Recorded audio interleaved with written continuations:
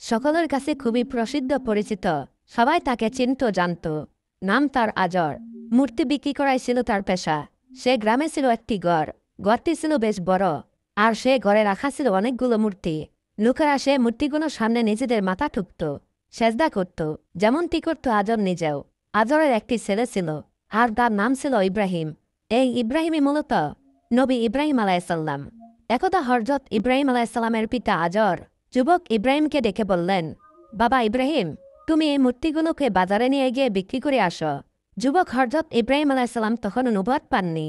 তিনি কৌতূহলবশত তার পিতাকে জিজ্ঞেস করলেন, আব্বাজান, এই মূর্তিগুলোর শক্তি এবং ক্ষমতা কি? ছেলের মুখে এমন কথা শুনে পিতা আজর বললেন, এই মূর্তিগুলোর শক্তি এবং ক্ষমতা হলো এই আসমান, জমিন, পৃথিবীর সবকিছুই সৃষ্টি করেছেন, এমনকি আমাদেরকেও সৃষ্টি করেছেন। এই মূর্তিগুলো হলো আমাদের খোদা। তাই এই মূর্তিগুলোর উপাসনা এবং প্রার্থনা করতে হবে। এই বলে আজব সেই মূর্তিগুলোকে একটি জুড়িতে ভরে ইব্রাহিম আলাইসাল্লামের মাথায় তুলে দিল। অর্থপর হযরত ইব্রাহিম আলাইসাল্লাম মাথায় করে সেই মূর্তিগুলো নিয়ে বাজারের উদ্দেশ্যে রওনা দিলেন। পথের মধ্যে রাস্তায় যুবক ইব্রাহিম আলাইসাল্লামের প্রস্রাবের তলব হল।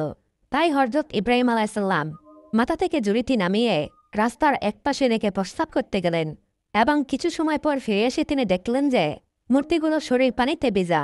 এমন দৃশ্য দেখে হযরত ইব্রাহিম আলাইসাল্লাম মূর্তিগুলোকে জিজ্ঞেস করতে লাগলেন, কি ব্যাপার, তোমাদের শরীর পানিতে ভিজা কেন? কিন্তু মূর্তিগুলো তার কথার কোনো উত্তর দিল না। কিছুক্ষণ পর হযরত ইব্রাহিম আলাইসাল্লাম খেয়াল করে দেখলেন যে তার পাশে একটি কুকুর দাঁড়িয়ে আছে, এবং তখনও সেই কুকুরের নিচ দিয়ে টপটপ করে পানি পড়ছে। এই দৃশ্য দেখে হযরত ইব্রাহিম আলাইসাল্লামের বুঝতে আর বাকি রইল না যে এই কুকুরই প্রস্রাব করে দিয়ে এই মূর্তিগুলো শরীর ভিজিয়ে দিয়েছে। অর্থপর হযরত ইব্রাহিম আলাইসাল্লাম এবার রাগান্বিত কণ্ঠে চিৎকার করে বলতে লাগলেন, কি ব্যাপার, তোমরা নাকি ক্ষুধা এ সুন্দর আকার জমিন সৃষ্টি করেছ, মানুষকে সৃষ্টি করেছ, তাহলে এই সামান্য কুকুরের হাত থেকে তোমরা নিজেকে রক্ষা করতে পারলে না কেন? কুকুর যখন তোমাদের শরীরে প্রস্রাব করছিল তখন তোমরা এখান থেকে দৌড় দিলে না কেন? অথবা কুকুরকে তাড়িয়ে দিলে না কেন? তোমরা কেমন ক্ষুধা, তোমরা নিজেকে নিজে রক্ষা করতে পারো না? এই বলে হযরত ইব্রাহিম আলাইসাল্লাম রাগান্বিত অবস্থায় মূর্তির জুড়িটা নদীতে গিয়ে ফেলে দিলেন, এবং মূর্তিগুলোকে নদীর পানিতে চুবিয়ে চুবিয়ে গোসল করিয়ে তাদেরকে সারিবদ্ধভাবে দাঁড় করালো। এরপর হযরত ইব্রাহিম আলাইসাল্লাম সেই মূর্তিগুলোকে বলতে লাগলেন, তোমরা যদি সত্যি ক্ষুধা হয়ে থাকো তাহলে এখান থেকে বাজার পর্যন্ত তোমরা হেঁটে হেঁটে যাবে। আমি সামনে হেঁটে যাব, আর তোমরা আমার পিছনে পিছনে হেঁটে যাবে। এ বলে হযরত ইব্রাহিম আলাইসাল্লাম হাঁটা শুরু করলেন। কিন্তু কয়েক কদম হাঁটার পর তিনি পিছনে তাকিয়ে দেখলেন যে মূর্তিগুলো সে আগের জায়গায় দাঁড়িয়ে আছে। হযরত ইব্রাহিম আলাইসাল্লাম এবারও আরও রাগান্বিত অবস্থায় তাদেরকে বলতে লাগলেন, তোমরা কিসের ক্ষুধা? তোমরা এত সুন্দর মানুষ সৃষ্টি করেছ, জমিন সৃষ্টি করেছ, আসমান সৃষ্টি করেছ, তাহলে তোমরা নিজে নিজে হাঁটতে পারো না কেন? তোমাদেরকে আমি কিছুতেই ক্ষুধা বলে স্বীকার করি না। অর্থপর হযরত ইব্রাহিম আলাইসাল্লাম এবার একটি রশি বের করলেন এবং সবগুলো মূর্তির কোমরে রশি বাঁধলেন। রশির একটি দিক নিজের হাতে রেখে সেই মূর্তিগুলোকে বাজারের দিকে টেনে হেঁচড়ে নিয়ে যেতে শুরু করলেন। বেশ কিছুক্ষণ পর বাজারে পৌঁছে তিনি দেখলেন যে মূর্তিগুলোর অবস্থা খুবই বেহাল। কোনোটার হাত নেই, কোনোটার পা নেই, কোনোটার আবার মাথাও নেই। তারপরও তিনি সেই মূর্তিগুলো বিক্রি করার জন্য বসলেন। দীর্ঘক্ষণ বাজারে বসে থাকার পরও তার একটি মূর্তিও বিক্রি হলো না, কারণ মূর্তিগুলো ছিল ভাঙ্গা, আর ভাঙ্গা মূর্তিগুলো কে বাই কিনবে? অবশেষে হযরত ইব্রাহিম আলাইসাল্লাম সেই মূর্তিগুলোকে জুড়িতে ভরে বাড়ির দিকে রওনা দিলেন। বাড়িতে পৌঁছানোর পর তার পিতা আদর তাকে জিজ্ঞেস করলেন, কি ব্যাপার, তুমি তো একটি মূর্তিও বিক্রি করতে পারোনি? পিতার কথা শুনে হযরত ইব্রাহিম আলাইসাল্লাম বললেন, মূর্তি কি করে বিক্রি হবে? এই ভাঙ্গা মূর্তি কেউ কি আর বাজারে কিনবে? তখন আদর তাকে বললেন, মূর্তি ভাঙ্গা কেন? তুমি তো ভালো মূর্তি বাড়ি থেকে নিয়ে গেলে। হযরত ইব্রাহিম আলাইসাল্লাম তখন বললেন, আমি যখন এই মূর্তিগুলোকে বাজারে নিয়ে যাচ্ছিলাম তখন আমার মাথার উপরে রাখা জুড়িতে এই মূর্তিগুলো মারামারি শুরু করে দিয়েছিল। একজন মূর্তি বলতে লাগলো, আমার শক্তি বেশি। অপর আরেকজন বলতে লাগলো, আমার শক্তি বেশি। তারা এভাবে নিজেদের মধ্যে ক্ষমতা এবং আধিপত্য বিস্তারের জন্য মারামারি শুরু করলো। মারামারি করতে গিয়ে সকলের হাত পা মাথা ভেঙে গিয়েছে। তাই এই ভাঙা মূর্তি তো আর বাজারে কেউ কিনবে না। অর্থপর ইব্রাহিম আলাইসাল্লামের কথা শুনে আদর বলল, ইব্রাহিম, তুমি কি আমাকে বোকা পেয়েছ? এই মূর্তিগুলো কি করে নিজেদের মধ্যে মারামারি করতে পারে? তাদের তো মারামারি করার মতো ক্ষমতাই নেই, তাদের তো শরীরে কোনো শক্তি নেই। তখন হযরত ইব্রাহিম আলাইসাল্লাম বললেন, আব্বাজান, এই মূর্তি শরীরে যদি কোনো শক্তি না থাকে নিজেকে হেফাজত করার মতো যদি ক্ষমতায় না থাকে, তাহলে এই মূর্তি কি করে এত সুন্দর আসমান জমিন সৃষ্টি করেছে? তাহলে এই মূর্তি কি করে মানুষের খোদা হতে পারে? আপনি কেন এই মূর্তিকে খোদা মানেন এবং এই মূর্তির উপাসনা করেন? হযরত ইব্রাহিম আলাইহিস সালামের মুখে এরকম যুক্তির কথা শোনার পর আদর কোনো উত্তর দিতে পারল না। তাই আদর চুপ হয়ে সেখান থেকে চলে গেল। হযরত ইব্রাহিম আলাইহিস সালাম প্রকৃত রবের সন্ধানে নিজেকে আত্মনিয়োগ করছিলেন। এত সুন্দর পৃথিবী কে সৃষ্টি করেছে? এত সুন্দর মানুষকে সুন্দর করে কে বানিয়েছে? সেই সুন্দর সৃষ্টির স্রষ্টাকে খুঁজে পাওয়ার জন্য হযরত ইব্রাহিম আলাইহিস সালাম মরিয়া হয়ে উঠলেন। অতঃপর একদিন হযরত ইব্রাহিম আলাইহিস সালামের কাছে গ্রামের লোকজন এসে বলল, ইব্রাহিম, আমাদের গ্রামের মধ্যে অনেক বড় মেলার আয়োজন করা হয়েছে। গ্রামের প্রতিটা লোকই সেই মেলায় অংশগ্রহণ করবে। তোমাকে সেই মেলায় যেতে হবে। তাদের কথা শুনে হযরত ইব্রাহিম আলাইহিস সালাম বললেন, আমি অসুস্থ, তাই আমি মেলায় যাব না, তোমরা যাও। হযরত ইব্রাহিম আলাইহিস সালাম শারীরিকভাবে যদিও সুস্থ ছিলেন রবের সন্ধান পাওয়ার জন্য, কিন্তু তিনি মানসিকভাবে অত্যন্ত হতাশ এবং প্যারাশানিতে ছিলেন। তখন গ্রামের লোকজন বলল, ঠিক আছে ইব্রাহিম, তুমি যখন মেলায় যাবেই না, তাহলে তুমি আমাদের এই মূর্তির ঘরের মূর্তিগুলোকে পাহারা দিও। আমরা মেলা থেকে সকালে 3 দিন পর ফিরব। এই 3 দিনের মধ্যে যাতে আমাদের মূর্তিগুলোকে কোনো চোর চুরি করে নিয়ে যেতে না পারে, সেজন্য তুমি আমাদের মূর্তির ঘরটা পাহারা দিও। এই বলে গ্রামের সকল লোকজন সে মেলায় চলে গেল। এদিকে গ্রামের সব লোকজন যখন মেলায় চলে গেল, তখন হযরত ইব্রাহিম আলাইহিস সালাম সেই মূর্তি ঘরে ঢুকলেন। তিনি ভাবতে লাগলেন, আমার জাতির লোকেরা এই মূর্তিগুলোকে খোদা মানে এবং তাদের উপাসনা করে। দেখি আমি এই সুন্দর পৃথিবীর স্রষ্টাকে এখানে খুঁজে পাই কিনা।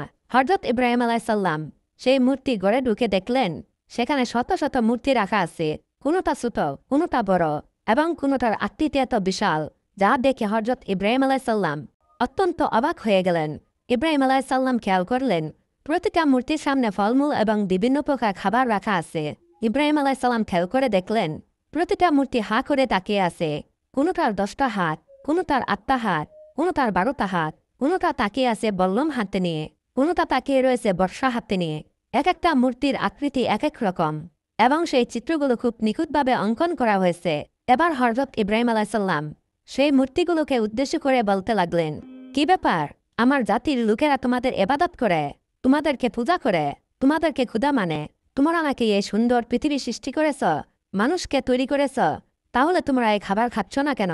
তোমাদের সামনে অনেক রকমের খাবার রাখা আছে, তোমরা খাবার গ্রহণ করো। হযরত ইব্রাহিম আলাইহিস সালাম বারবার এই মূর্তিগুলোকে এভাবে বলতে লাগলেন এবং তিনি নিজের হাতে সে প্লেটগুলো মূর্তিগুলোর মুখের কাছে নিয়ে গিয়ে ধরলেন এবং বললেন, খাবার খাও। তিনি প্রতিটা মূর্তির মুখের সামনে এভাবে প্লেটগুলো নিয়ে গেলেন এবং তাদেরকে খাবার খাওয়ার জন্য বললেন, কিন্তু কোনো মূর্তি খাবার গ্রহণ করল না। তাই হযরত ইব্রাহিম আলাইহিস সালাম এবার রাগান্বিত কণ্ঠে বললেন, তোমরা কিসের খোদা? তোমরা এত সুন্দর পৃথিবী সৃষ্টি করেছ কি করে? তোমরা তো নিজেই চলতে পারো না, তোমাদের নিজেদেরকে তো মানুষ তৈরি করে, তাহলে তোমরা মানুষের খোদা হও কি করে?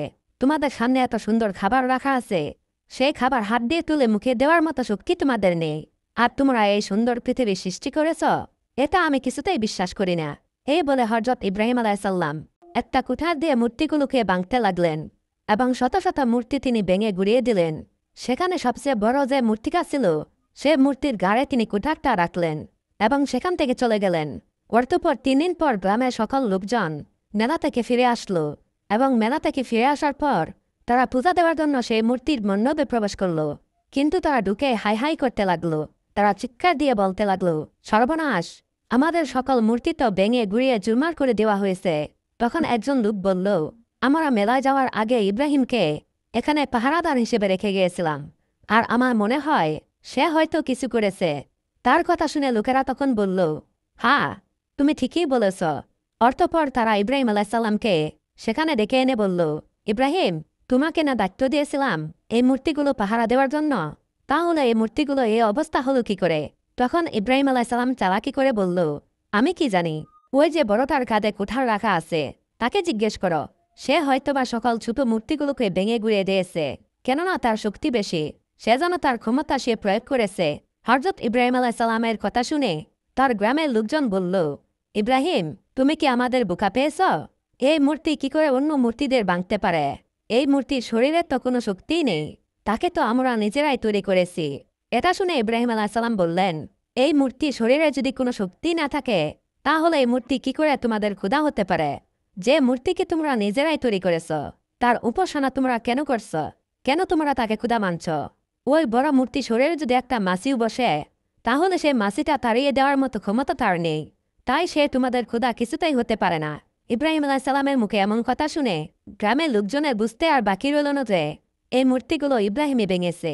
কিন্তু ইব্রাহিম আলাইসাল্লামের এরকম যুক্তির কথা শুনে গ্রামের লোকদের মাথা নত হয়ে গেল আর চুপ হয়ে সেখান থেকে চলে গেল। অর্থপর একদিন রাতে ইব্রাহিম আলাইসাল্লাম খেয়াল করলেন আকাশে অনেক বড় বড় তারা দেখা যাচ্ছে।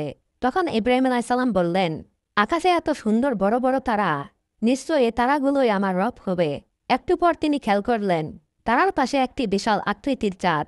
তখন তিনি ভাবলেন তারার চেয়ে ওই চাঁদ বড়, তাই নিশ্চয়ই এ চাঁদ আমার রব হবে না। অর্থপর পরের দিন সুবে সাদিকের সময় সে তারা এবং চাঁদ সব ডুবে গেল। তখন ইব্রাহিম আলাইসাল্লাম বলতে লাগলো, যেটা ডুবে যায় শেষ হয়ে যায় সেটা কখনো আমার রব হতে পারে না। একটু পরে সূর্য উদিত হলো। তখন ইব্রাহিম আলাইসাল্লাম বলল, নিশ্চয়ই এই সূর্য আমার রব হবে। ওই তারা এবং ওই চাঁদের চেয়ে এই সূর্য অনেক বড়।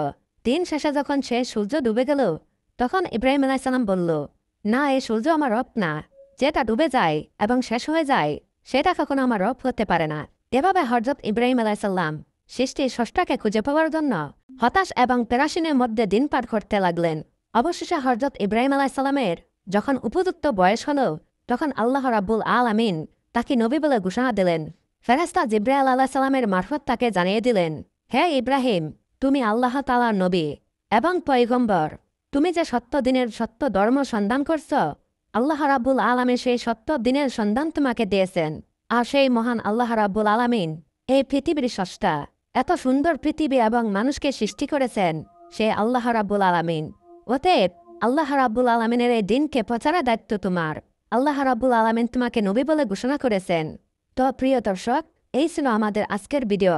কেমন লাগলো কমেন্ট করে অবশ্যই জানাবেন। আজ তাহলে এ পর্যন্তই। আল্লাহ হাফেজ।